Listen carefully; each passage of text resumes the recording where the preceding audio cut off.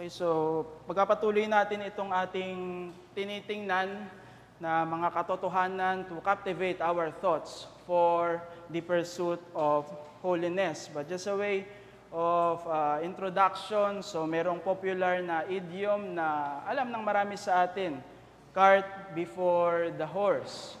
Ito ay idiom na kung saan nagpapakita na magiging useless yung isang bagay sapagkat hindi tama yung kaparaanan kung paano ito ginagawa. At gayon din naman, ito ay sinasabi kapag hindi maayos yung proseso ng ginagampanan ng isang tao o ng isang institusyon, cart before the horse. The entire setup becomes useless, that you cannot reach your desired destination sapagkat kung ganito yung pagkakaayos, hindi makikita nung kabayo yung kanyang daanan, at gayon din dahil walang momentum yung cart, mahihirapan yung kabayo sa pagdadala ng karitela, kaya talagang magiging useless yung ganitong setup para pumunta sa isang destinasyon. Ganito yung sinasabi kapag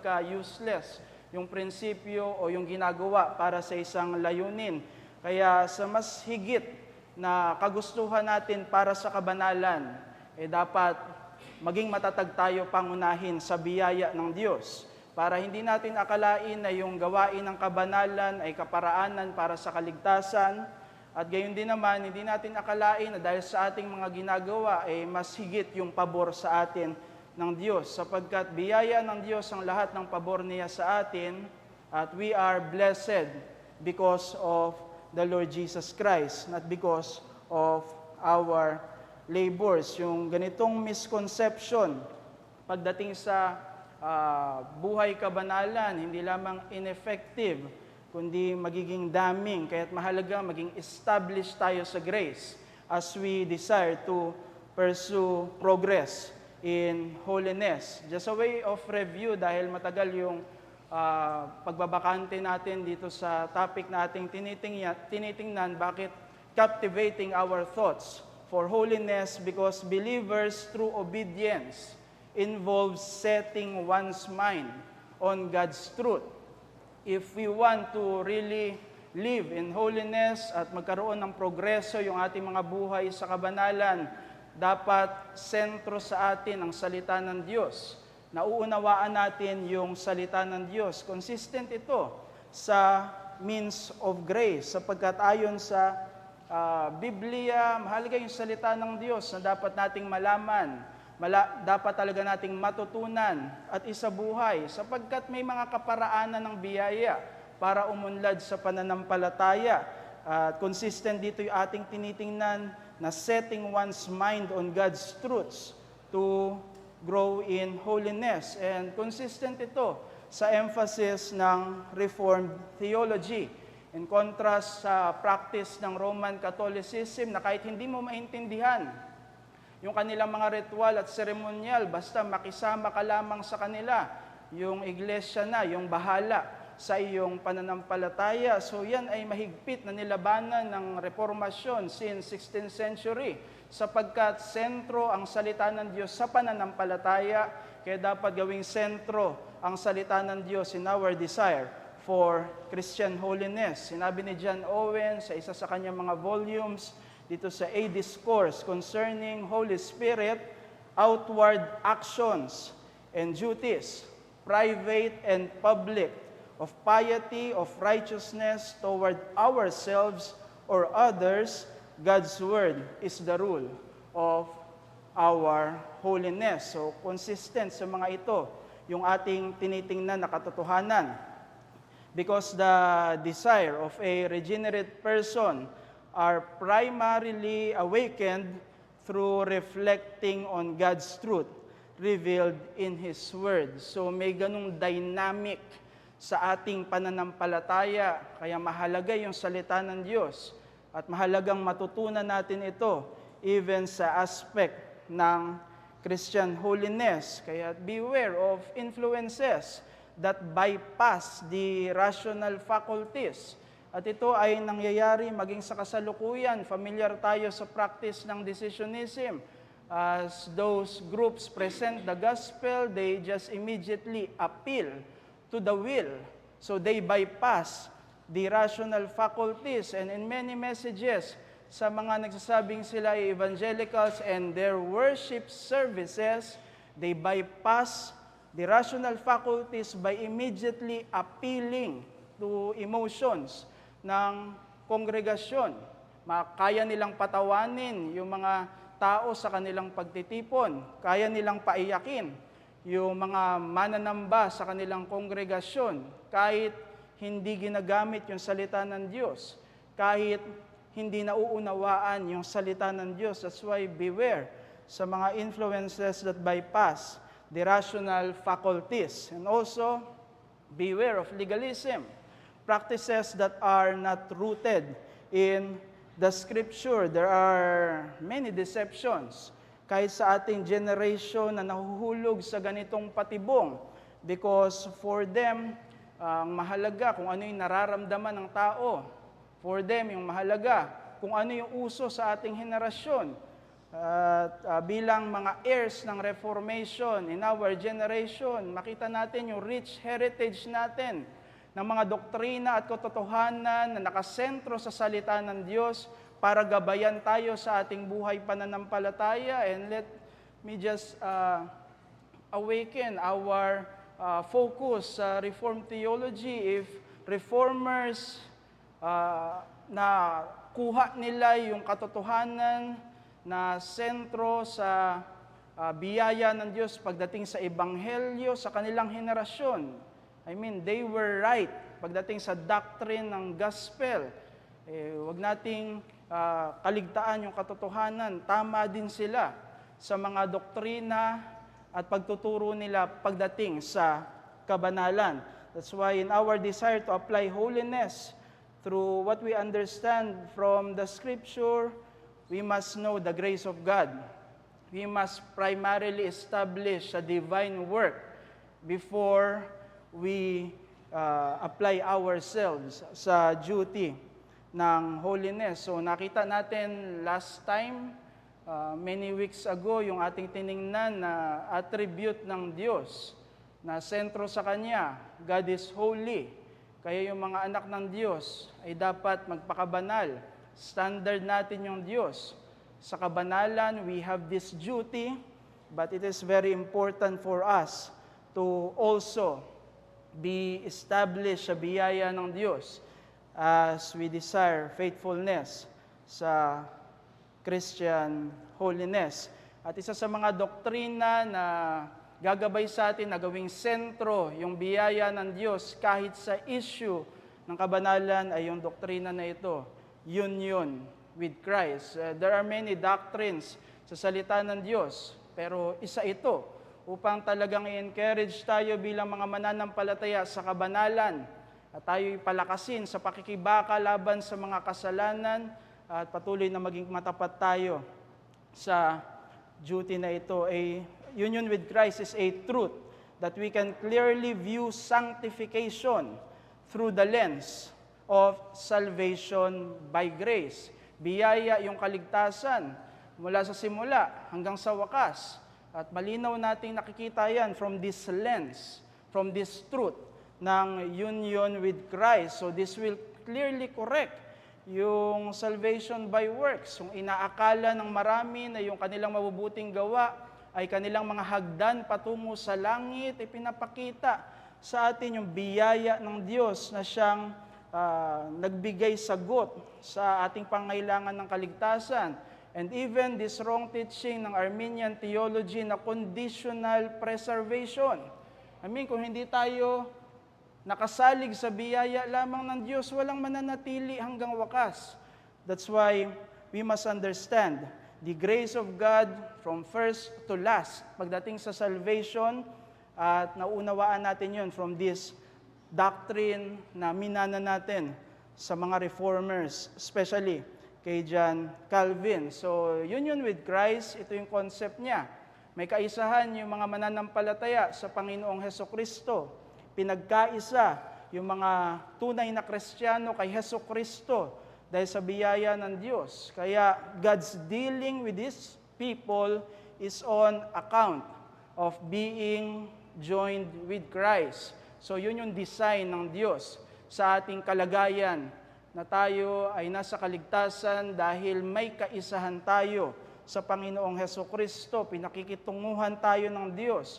May kaugnayan siya sa atin by being joined in the Lord Jesus Christ. That's why in the Scripture, marami itong biblical expressions. Makikita natin yung mga salita na in Christ, in the Lord, in Him. Sapagkat tinuturo ng New Testament yung katotohanan ng doktrina na union with Christ. So 200 times matatagpuan natin ito sa pagtuturo ng bagong tipan sa Pauline epistles and also other parts ng New Testament, especially sa epistle ni Apostle John. But not only many biblical expressions, marami ding mga biblical metaphors, husband and bride. So makita natin yan sa Revelations 21 verse 2 na kung saan nagpapakita sa atin that as the Lord Jesus Christ defeat completely the work ng devil. So merong ganitong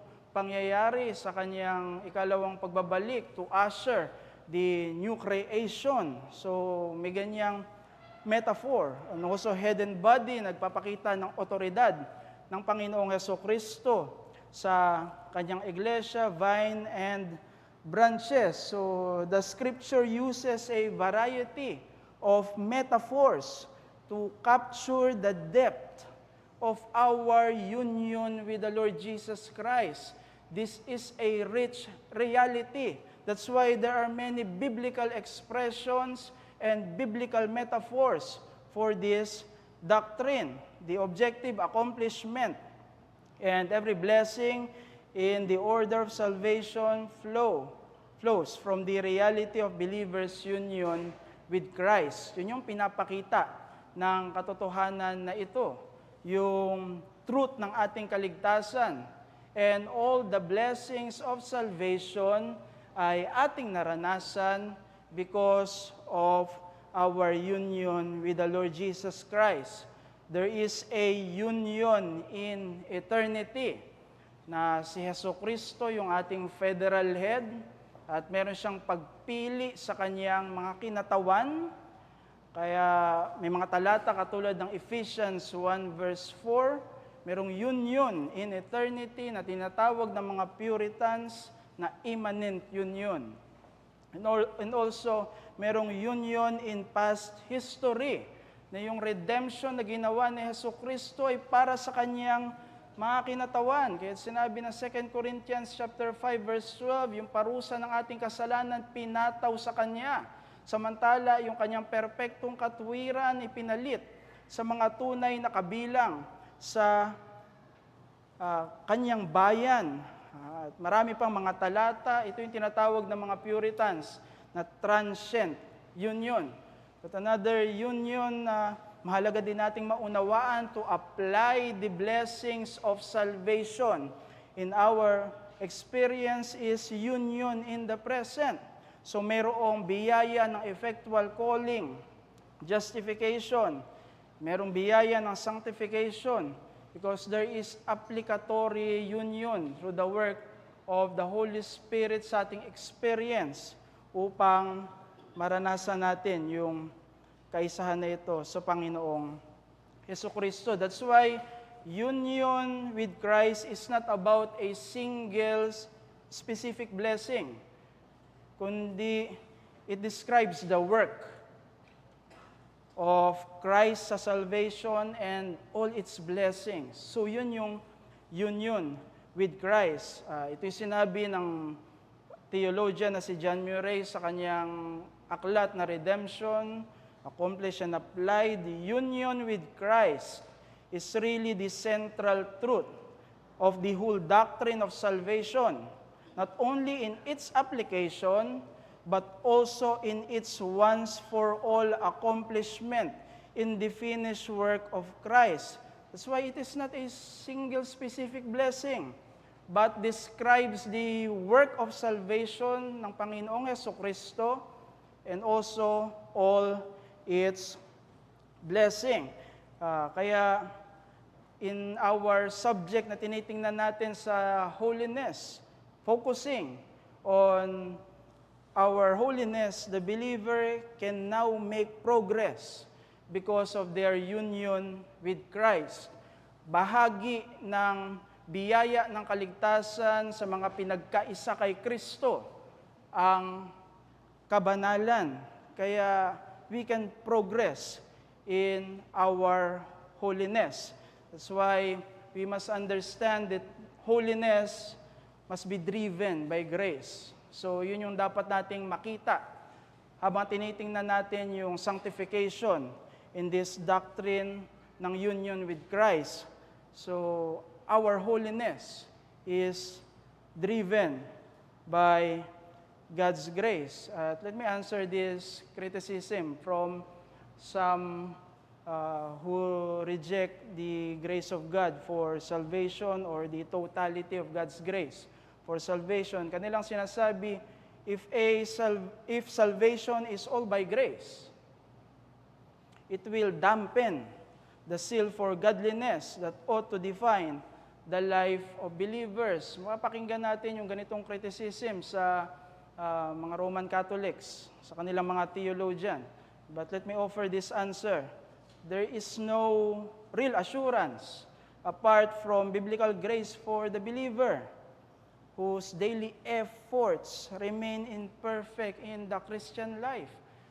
Kung hindi biyaya mula sa simula hanggang wakas, ano yung sagot sa ating imperfection in this duty ng Christian holiness? Kailangan natin ng biyaya ng Diyos. Lubos na kanyang biyaya para sa kabanalan, kaya't holiness is truly driven by the grace of God. Genuine pursuit to the things of God is born out of security and joy and gratitude for the salvation that is sure until the end. So, yun yung bunga sa atin, ng katiyakan na sigurado yung ating kaligtasan. Meron tayong pasasalamat sa Diyos sa mga bagay na ating ginagawa. Even may mga sakripisyo on our part because of this salvation na hindi lamang pasimula, kundi tiyak sa kaganapan na sinisigurado sa atin bilang mga Kristiyano. Kaya't sa pagtuturo ng bagong tipan, makikita natin yung ganitong pattern. Tinitindig yung gracious indicatives bago yung moral imperatives. Kasi biyaya ng Diyos yung nagdadrive sa atin para sa mga tungkulin natin bilang Kristiyano, even in this duty ng holiness. You have these passages. Romans chapter 12 verse 1. Alam natin yung tinuro ni Apostle Paul sa epistle ng Romans patungkol sa doktrina ng kaligtasan. Alam din natin yung tinuro ni Apostle Paul sa book ng Ephesians. Bago niya sabihin yung mga salita na ito, Romans 12:1, I appeal to you therefore, brothers, by the mercies of God, to present your bodies as a living sacrifice, holy and acceptable to God, which is your spiritual worship. Ephesians 4:1, I therefore, a prisoner for the Lord, urge you to walk in a manner worthy of the calling to which you have been called. Bakit may mga ganitong duty? Because of gracious indicatives na itinatag ng salita ng Diyos before these moral imperatives. That's why holiness must be driven by grace. At malinaw natin yung mauunawaan in this doctrine ng union with Christ. This is the center point, sinasabi ng mga reformers, sa double grace, o yung duplex gratia. At iyan ay ang justification and sanctification. Kapag naranasan natin yung biyaya ng justification, that person ay talagang mamumuhay sa kabanalan sapagkat magkasama yung mga biyaya na ito.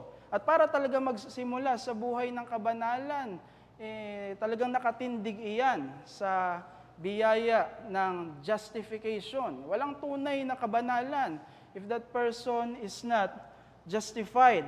That's why from this truth ng double grace na kung saan sentro yung katotohanan na union with Christ, we must understand yung distinction ng blessings and justification at sanctification. Huwag natin i-collapse yung justification at sanctification or vice versa. Merong distinction yung mga katotohanan na ito. These are distinct blessings. An assertion confused by the popular religion of Roman Catholicism. Hindi natin sinasabi na walang soteriology yung Roman Catholics. Hindi natin sinasabi na wala silang tinuturo pagdating sa sanctification.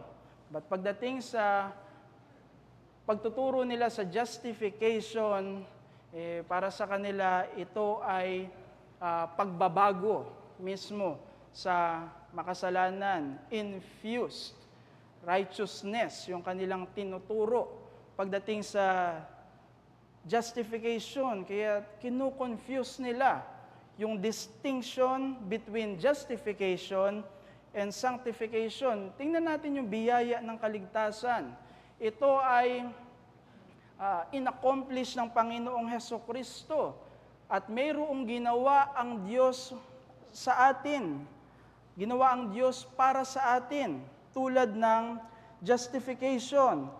God declaring a sinner as righteous before the law because of the righteousness of Christ imputed to believers. Yan ay ginawa ng Diyos. Wala tayong idinadagdag diyan sa ating mga sarili. But at the same time, there is His work from what Christ achieved in us through sanctification. There is progressing work of God to bring believers into a greater and greater conformity to the image of the Lord Jesus Christ. So, magkaiba yung mga biyaya na ito ng kaligtasan. The reality of salvation that comes from Christ contains both justification and sanctification. Yan yung mahalagang maunawaan sa biyaya na ginawa sa atin ng Panginoong Hesukristo for our salvation. And the biblical doctrine of salvation, the Scriptures teaching, pagdating sa kaligtasan, maintains distinction between justification and sanctification. Again, beware of collapsing justification into sanctification. May ganyang danger in our generation na ipinagpapalit yung katwiran ni Hesukristo para sa sariling katwiran, sapagkat inaakala ng marami na sa pamamagitan ng kanilang mga gawa, sila ay magiging matuwid sa paningin ng Diyos. Sila ay aariing ganap. Hindi yung katwiran ni Kristo, kundi yung kanilang pagsisikap na maging matuwid. They collapse justification sa sanctification. But another thing, mag-ingat din tayo to collapse sanctification sa justification na still nangyayari even in our generation. There are people, there are professing believers, sineset aside yung sanctification. Kasi para sa kanila, matuwid naman na sila sa hukuman ng Diyos. Inaring ganap naman na sila sa paningin ng Diyos. At napapabayaan yung issue ng kabanalan at hindi natin iyon ginagawa because as we are people who are united sa Panginoong Hesukristo, we understand yung distinction ng mga blessings na ito. In salvation, there is grace for active pursuit of personal holiness for those who possess a righteous standing in Christ. So, ito yung ginawa sa atin ng kaligtasan. There is distinction sa mga blessings na ito. But another thing na sinasabi ng duplex gratia, na kung saan sentro yung union with Christ, inseparable yung mga blessings na ito. These two blessings of salvation originate from same union of believers to Christ. Union with Christ reveal that both blessings of justification and sanctification flow from the same source.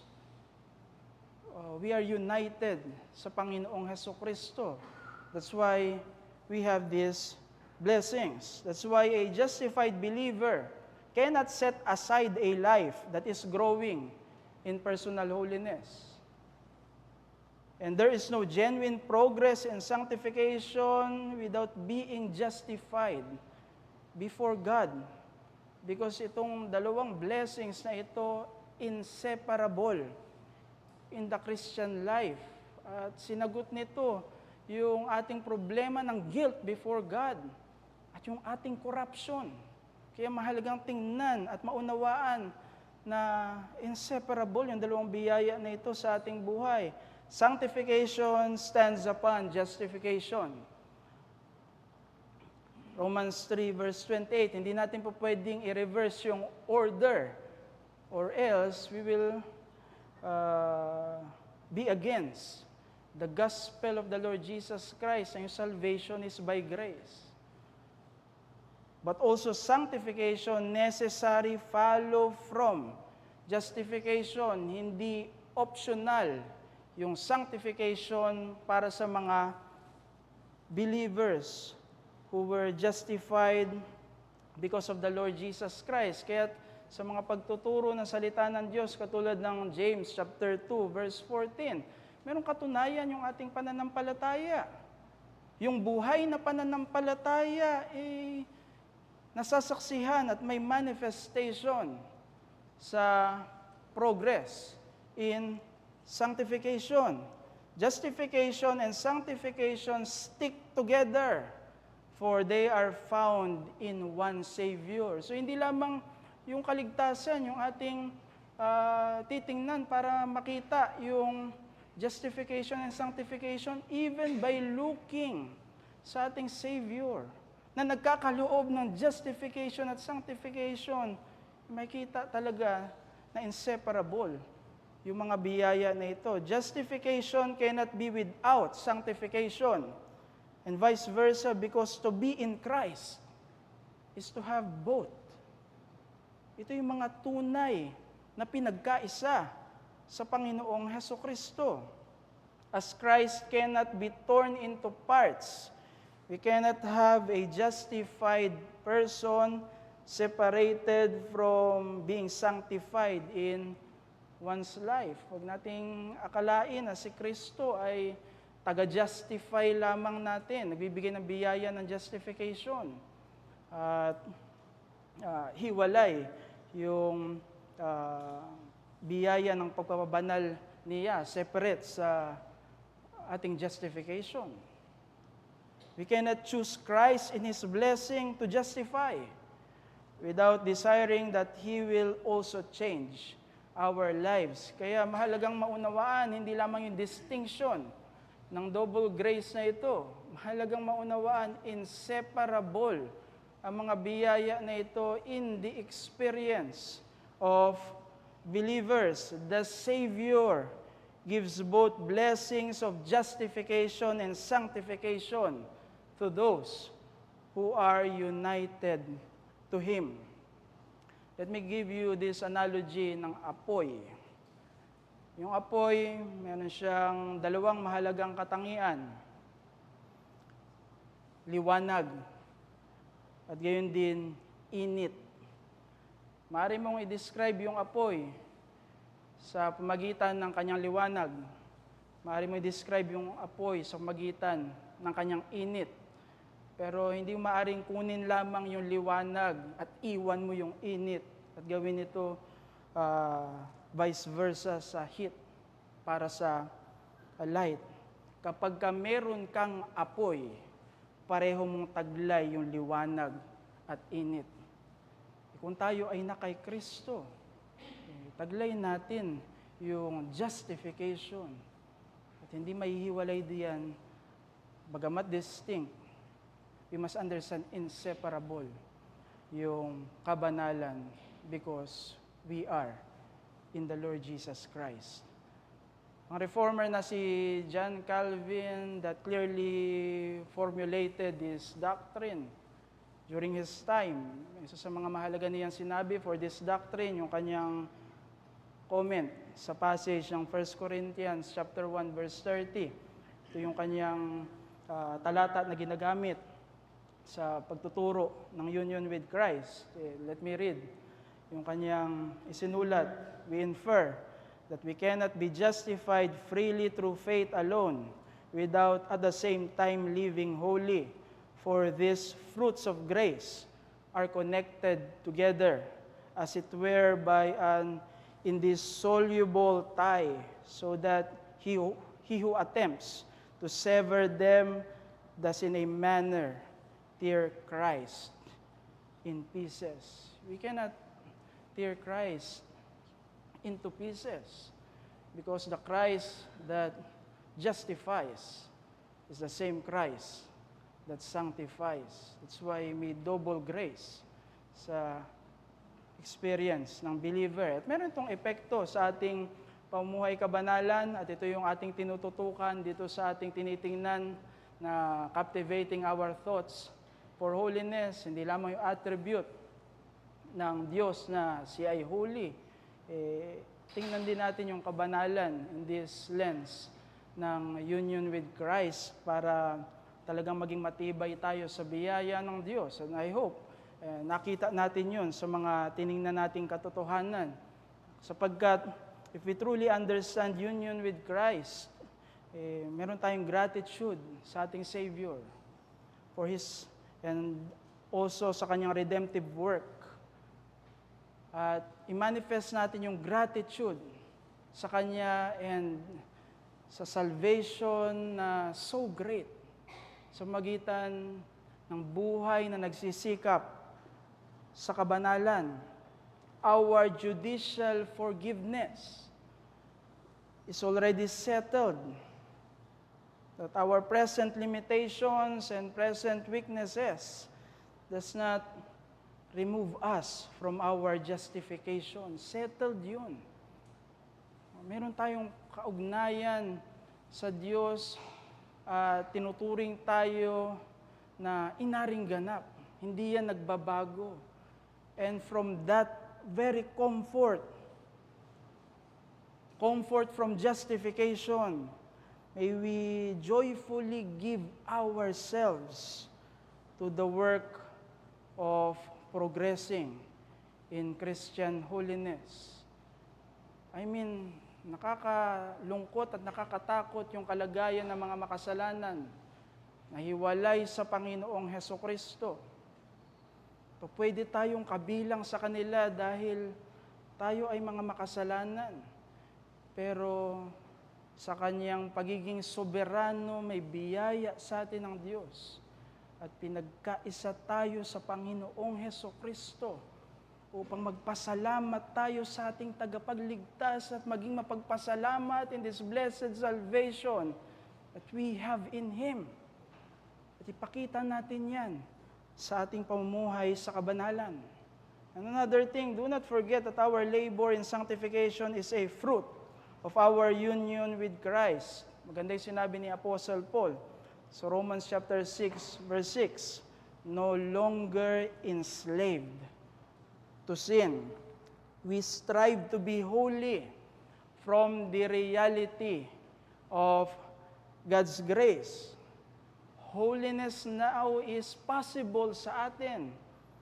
At gayon din expected sa atin bilang mga mananampalataya who were no longer enslaved to sin. Kaya hindi na tayo alipin ng ating mga temperaments. Hindi tayo alipin ng ating family or background natin sa society. Hindi tayo alipin ng anumang kasalanan, huwag tayong magpadaya diyan. We have this duty to progress in holiness. But at the same time, makita natin yung biyaya ng Diyos sa ating pagpapatuloy sa sanctification. But not only our doxology and our duty, talagang maging totoo sa atin yung pamumuhay sa kabanalan as people who are united sa Panginoong Hesukristo.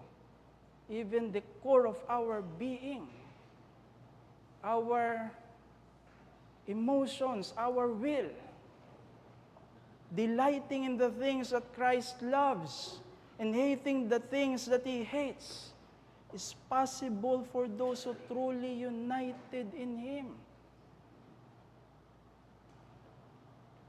That's why let us truly cultivate yung holiness not only sa external aspect, kundi from the core of our being. May mga bagay tayo na dapat labanan at kapuotan sa sanlibutan dahil nananatili yung kasalanan. Kaya mamuhay tayo bilang mga pilgrims in this life. Huwag nating mahalin yung takbo ng sanlibutan at ng mga bagay na mga temporal lamang sapagkat hindi dito ang ating tahanan. At gayon din, do not be surprised sa mga oppositions in this life. Kasi itong sanlibutan, ipinapako niya ang ating Panginoon. We must be prepared to truly live as sojourners in this present age, but not only conducting holiness that is external, but kundi talagang totoo sa atin. Because we love God and we love His things. Possible iyan sa atin because of our union with Christ. Pero yung kaligtasan natin that comforts us, not only yung biyaya ng Panginoon ay dito sa buhay lamang. Yung kaligtasan na yan ay mayroong kaganapan. That's why assurance of glory from our union with Christ must produce perseverance and holiness despite our present struggles in this life. Sinabi ni Apostle Paul sa Ephesians 1 verse 4, verse 3, 4 and following, mga spiritual blessings. Tiyak iyan sa atin because we are in Him. At yung kaligtasan, hindi lamang pasimula. Yung kaligtasan na iyan for those who are in Christ, mayroong perfection. Kaya yung katiyakan natin sa kaligtasan because of our union with Him must produce sa atin ng pagpapatuloy sa kabanhalan, kahit may mga kapaghihatian sa kasalukuyan, kahit may mga hadlang. Dahil sandali lamang yung mga bagay na ito at hindi maihahambing yung ating paghihirap at mga ginawang sakripisyo. Sa darating na kaluwalhatian na kulang yung aking salita para ilarawan sa inyo. At tiyak iyan sa atin because of our union sa Panginoong Hesukristo. That's why there is zeal in Christian holiness that is produced by a right understanding of our union with Christ. And let me just end with this passage from 2 Corinthians chapter 13, verse 5. There is the duty to examine yourselves. Because ito yung katotohanan na sinabi ni Apostle Paul. Examine yourselves to see whether you are in the faith. Test yourselves. Or do you not realize this about yourselves, that Jesus Christ is in you, unless indeed you fail to meet the test? We must take honest look sa ating mga sarili. If we truly belong to Christ people, ipakita natin yan sa magitan ng perseverance sa kabanalan. So ito yung ating lecture this morning. Meron ba mga clarifications and questions? Meron tayong time for questions and clarifications.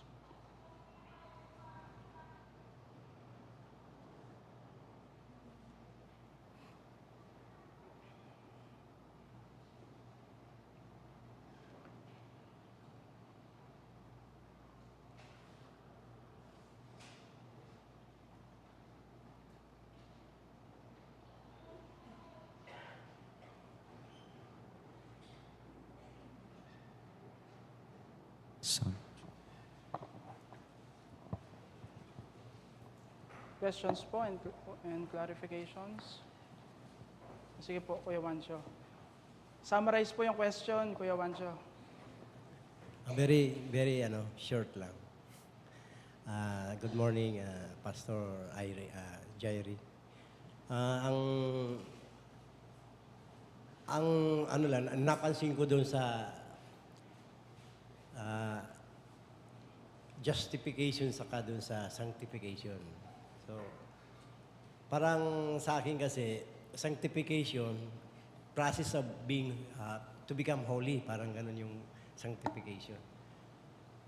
Kung para sa akin kasi, para ano yung righteousness from Jesus Christ? Ano yung, anong po natin doon sa, anong pwede may apply natin? Yung righteousness or yung justification o and Sige po. Salamat, okay. sanctification. Salamat po Thank you. sa question, Kuya Wancho. Kaya mahalaga maintindihan yung righteousness na mula sa Panginoong Hesukristo. Sa justification, yun yung dahilan kung bakit inari tayong ganap, tinuring tayong matuwid sa paningin ng Diyos. So wala tayong dinagdag doon. Hindi natin ginagawa, hindi natin dinadagdag yung ating sariling katwiran from that blessing ng justification. So kaya katwiran yun ni Kristo.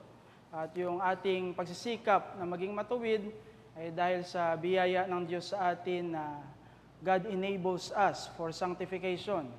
So kaya tayo ay nagsisikap ng pagiging sa katwiran because we are already justified. So yun yung kailangan nating tingnan ng malinaw, wag nating pagpalitin. Wag nating i-confuse yung dalawa. Pero at isa siguro sa mahalaga ding application na pwede kong idagdag doon sa desire mo for holiness, gamitin natin yung comfort from justification na settled yun at secure para maging joyful tayo sa ating duty to live in righteousness sa sanctification. Sige po. Shannon? Okay. Good morning po, Pastor Jair. Thank you po for the Sunday school lesson today po. My question is about the assurance of salvation. Maybe I myself have collapsed justification and sanctification together. Like, for example, upon conviction of sin, did I first find my assurance in Christ's work and then pursued holiness? Or did I pursue holiness so that I may be assured? But I've heard it both ways, that I should have faith in Christ, but I should also examine if I have the evidences of the work of the Spirit. So my question is, when we counsel others or ourselves through God's Word, and we come across verses like that, like test yourselves, examine yourselves, are we to examine our faith, the evidences, or like how do we properly reconcile those two things? Okay, so kaya napakaganda nung doctrine na union with Christ na sentro ng duplex gratia. Kasi dapat mong makita ng malinaw yung dalawang biyaya na justification at sanctification. At magbalanse mo yung panghawakan, wala kang pipiliin doon. So bilang mga mananampalataya, as we counsel one another o kung mayroong problema sa kanilang katayuan sa harapan ng Diyos, sa kanilang standing before God, ang sagot dun si Hesukristo. So kailangan maging malinaw yung truth ng justification, na it is because of the righteousness of Christ, not our own righteousness. Yun yung dahilan ng ating judicial forgiveness. But at the same time, gaya na aking sinabi, na inseparable yung blessing, hindi natin dapat gamitin yung justification para tanggihan yung pag-examine ng ating mga sarili. As we claim that we are right before God because of the Lord Jesus Christ, kaakibat nun yung pag-examine ng ating mga sarili because justified people, yung believer na na-justify, magpapatuloy o mamumuhay na sa sanctification. Sanctification necessary follows from justification. Kaya balanse yung ganong katotohanan Matuwid tayo sa paningin ng Diyos because of the righteousness of the Lord Jesus Christ, and having that right standing, we must live in faithfulness, sa holiness, because sanctification follows from justification. Sino po? Okay, si Ate Julie po. Okay, thank you po. Thank you, Pastor Jaire, for the lesson today. Pwede pong i-elaborate niyo pa yung gracious indicatives and moral imperatives. Apo. So, yun po yung structure, especially ng mga teachings ng New Testament pagdating sa salvation, the epistles, yung pagtuturo sa kaligtasan mula sa persona at ginawa ng Panginoong Hesukristo na tinatag nila doon sa Gospels. Ang structure ng kanilang pagtuturo sa salvation ay indicative before imperative. Kasi naranasan mo yung biyaya ng kaligtasan, kaya gagawin mo yung duty ng isang taong naligtas. So, biyaya, kaya merong tungkulin na ginagawa. Una yung gracious indicatives. Kung naranasan iyan, we will fulfill the moral imperatives para sa mga iniligtas ng Diyos kay Hesukristo. And another thing, wag nating isipin na because of may gracious imperatives, pababayaan natin yung mga utos ng Diyos. Hindi ganun.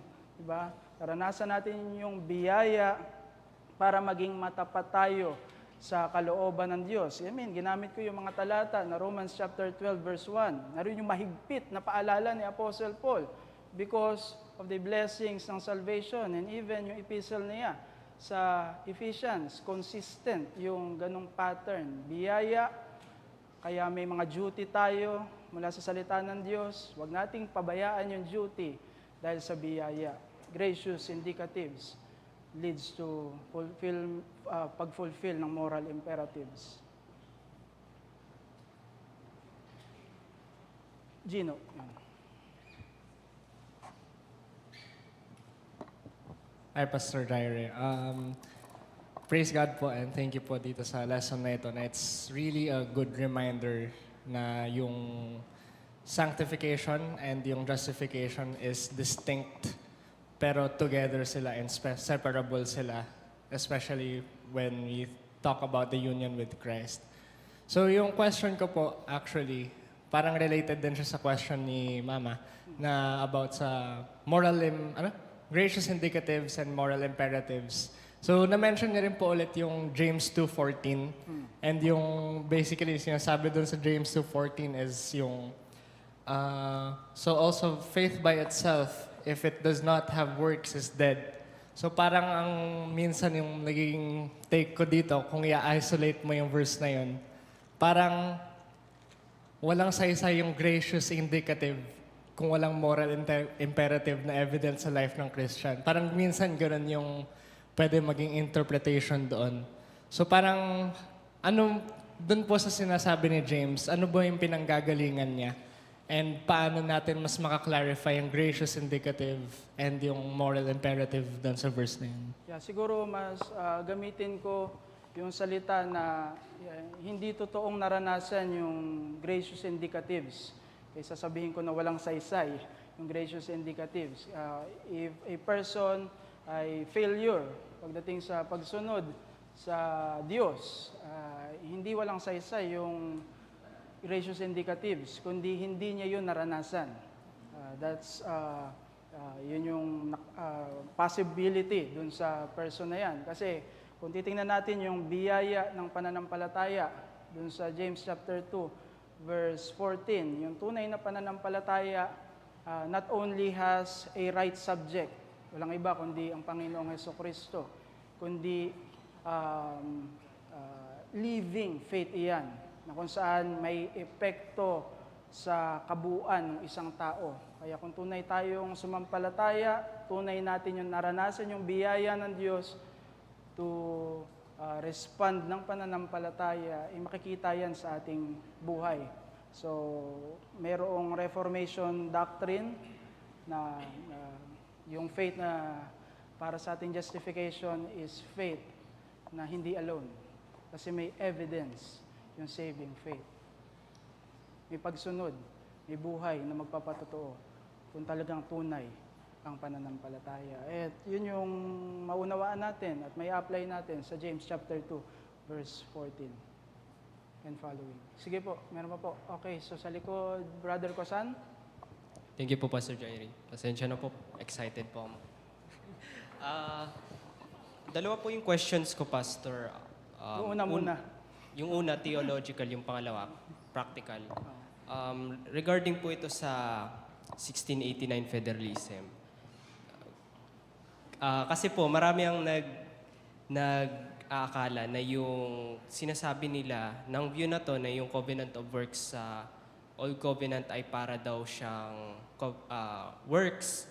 Pero kung ang sinasabi naman din po nila is grace pa rin, saved by grace tayo sa Old Covenant, while saying na distinct siya sa Covenant of Grace kasi may distinction po yung saving grace at Covenant of Grace. Paano po natin maunawaan yun at ma-harmonize? Paano po nila ma-harmonize yung ganong view? Ay, walang harmony dun sa dalawang camp. Magkaiba nga sila. So magkaiba yung classical covenant theology at federalist covenant theology. Walang harmony dun sa dalawang camp na yon. Though within sa community ng Reformed Baptist. So pagdating sa classical, malinaw naman yung pagtuturo ni Pastor Noel na nag-ooperate na yung covenant of grace sa Old Testament, during Old Testament times. Ang sa Federalist, yung difference nila sa aspect na yon, para sa kanila promise, yung covenant of grace. Though, pagdating sa application ng salvation, kahit sa mga argument nila, sinasabi naman nila yung parehong blessing. Kung paano na-save yung believers sa New Testament, yun yung salvation sa Old Testament saints. Magkaiba nga lang ng paraan. In operation na yung covenant of grace sa classical by virtue ng promise sa Federalist Covenant Theology. So hanggang doon na yung gusto kong sabihin. Thank you po, Pastor. Yung pangalawa po yung practical. Meron po kasing mga Kristiyano na actually before na ano'y po ako sa mga ganun, pero ngayon mas naunawaan ko sila. Ito po yung mga Kristiyano na may convictions na special, we may say. Like, ayaw nilang pumunta sa sine kasi parang ganun daw nila pinapractice yung outward holiness. And meron namang ayaw uminom. Yung mga ganun po, Pastor. Paano ba tayo ma-encourage sa kanila na magkaroon ng sariling convictions about holiness nang hindi nagiging self-righteous and andun pa din yung grace? So kaya kanina, tiningnan natin at tinindig ko, binalikan ko as a way ng review, yung sinabi ko sa past lecture, at tinindig ko muli yun, na word-based yung holiness. So hindi siya salita ng pastor.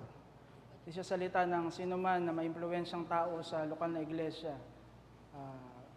Yung kabanalan ay mula dapat sa malinaw na pagtuturo ng salita ng Diyos, word-based, yung holiness. Kasi sa principle na iyan mula sa salita ng Diyos, dinidistort iyan ng kaninang tiningnan natin, practices that are not rooted in the Scripture. So ay minsan mo makikitang pinagbawal yung pagpasok sa sine, wala kang makikita.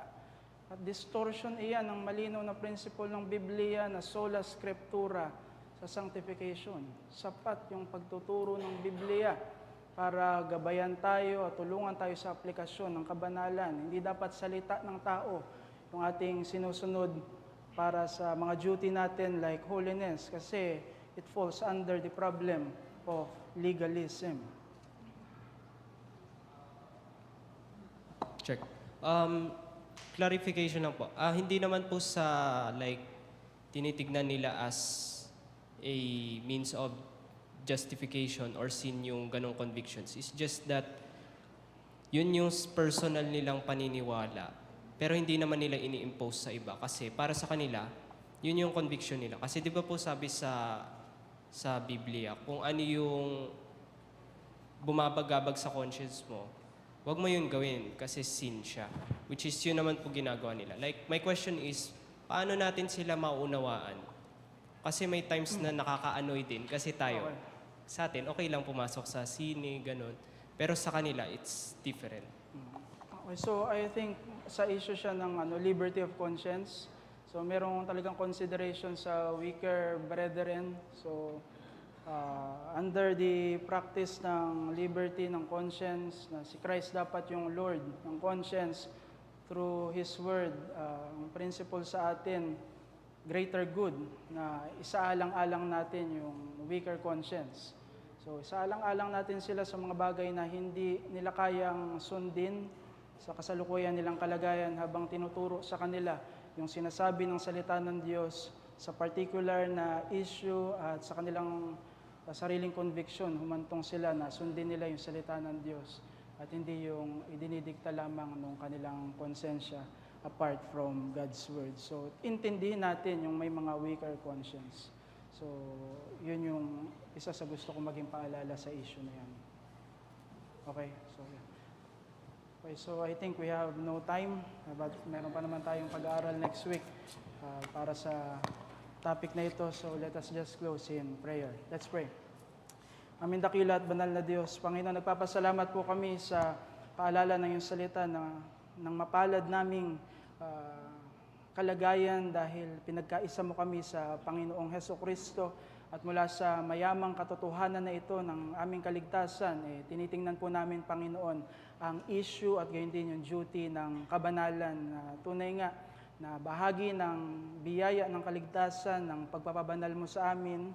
Binigyan mo kami ng buhay para dito at mayaman, Panginoon, ang iyong biyaya para kami bilang mga mananampalataya ay umunlad sa pagiging kawangis sa katwiran at kabanalan ng aming Panginoong Hesukristo. Kaya dalangin po namin, Panginoon, in this very important doctrine na aming pinapanindigan bilang Reformed Baptist Church, ay ma-encourage po kami, Panginoon, sa faithfulness namin, sa duty ng holiness. Tulungan mo kami, Panginoon, na talagang isabuhay ang kabanalan bilang mga mananampalataya na pinagkaisa sa Panginoong Hesukristo. Marami kami, Panginoong, pakikibaka sa kasalukuyan at may mga alalahanin din kami, Panginoon, sa iba't ibang mga pangyayari kahit sa mga digmaan.